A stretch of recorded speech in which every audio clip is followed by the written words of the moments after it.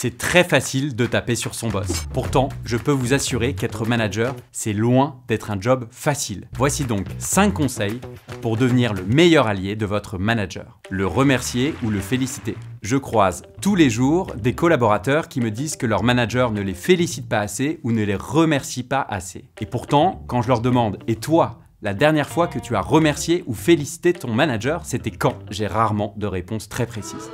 Et pourtant, je suis sûr que votre boss fait des choses super bien régulièrement. Par exemple, s'il vous a mis en avant lors de la dernière réunion commerciale et que ça vous a touché, allez le remercier.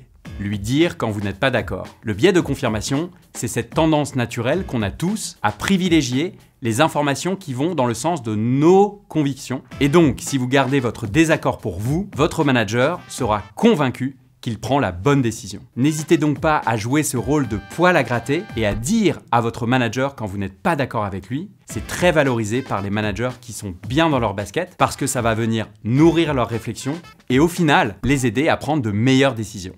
Lui partager vos frustrations. Votre manager, c'est pas un mentaliste. C'est très compliqué pour lui d'aller comprendre ce qui se passe dans votre tête et dans votre cœur. Donc si un jour, votre boss vous blesse, que ce soit par une action ou une parole, il y a très peu de chances qu'il s'en rende véritablement compte. Par exemple, si vous rêviez de travailler sur un projet que finalement votre manager a attribué à un autre de vos collègues, ne gardez pas votre déception pour vous. Allez voir votre manager pour lui en parler de manière très ouverte. Votre démarche lui permettra de mieux vous comprendre et de faire sans doute plus attention la prochaine fois. Lui faire gagner du temps. Le problème numéro 1 de votre manager, c'est probablement le manque de temps. Veillez donc à être celui ou celle qui lui fait plutôt gagner du temps. Par exemple, ne lui envoyez d'emails que si c'est vraiment essentiel, ou alors quand vous faites un point avec lui, veillez à bien les préparer. Et dans tous les cas, avant d'aller le voir, posez-vous toujours la question, est-ce que je peux me débrouiller sans lui ? Est-ce que ça vaut vraiment le coup de le déranger? N'oubliez jamais qu'un manager bien dans ses baskets valorisera toujours des collaborateurs de plus en plus autonomes.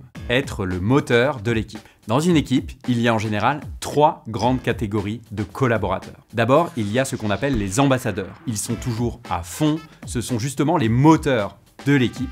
En 2, il y a ce qu'on appelle les neutres. Eux, c'est plutôt ni chaud ni froid, ce sont les suiveurs. Et enfin, il y a en 3 ce qu'on appelle les réfractaires. Ils voient souvent le verre à moitié vide et freinent des cas de fer quand de nouvelles choses sont proposées. Veillez donc à faire partie de la première catégorie, c'est-à-dire les ambassadeurs. Par exemple, si votre manager arrive avec une nouvelle idée, accueillez-la positivement, montrez-vous ouvert et embarquez l'équipe avec vous. Il se sentira alors soutenu et vous identifiera comme un pilier du collectif. N'oubliez jamais qu'une relation se construit toujours à 2. N'attendez donc pas que tout vienne de votre manager, à vous de jouer pour faire de votre binôme avec lui le meilleur duo possible.